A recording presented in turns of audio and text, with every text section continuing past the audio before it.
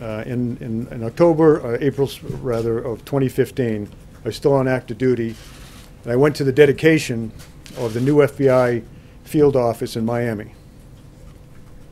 And it was dedicated to two men who were killed in a firefight in Miami against drug traffickers in 1986. A guy by the name of Grogan in Duke. Jim Comey did an absolutely brilliant memorial speech to those fallen men and to all of the men and women of the FBI who serve our country so well and law enforcement so well.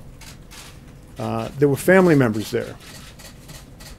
Some of the children that were there were only 3 or 4 years old when their dads were killed on that street in Miami-Dade. 3 of the men that survived the fight were there and gave a rendition of how brave those men were and how they gave their lives. And a congresswoman stood up, and in the long tradition of empty barrels making the most noise, stood up there and all of that and talked about how she was instrumental in getting the funding for that building and how she took care of her constituents because she got the money, and she just called up President Obama, and on that phone call he gave the money, the $20 million to build the building. And she sat down, and we were stunned that she'd done it. Even for someone that is that empty a barrel, we were stunned. But you know, none of us went to the press and criticized. None of us stood up and were appalled. We just said, okay, fine.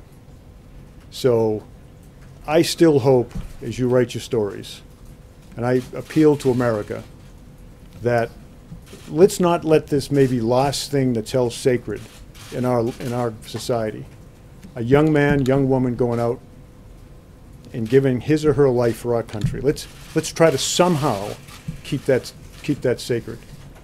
But it eroded a great deal yesterday by the selfish behavior of a member of Congress.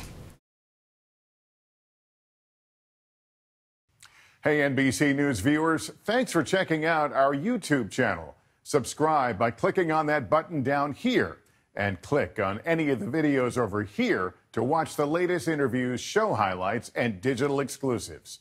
Thanks for watching.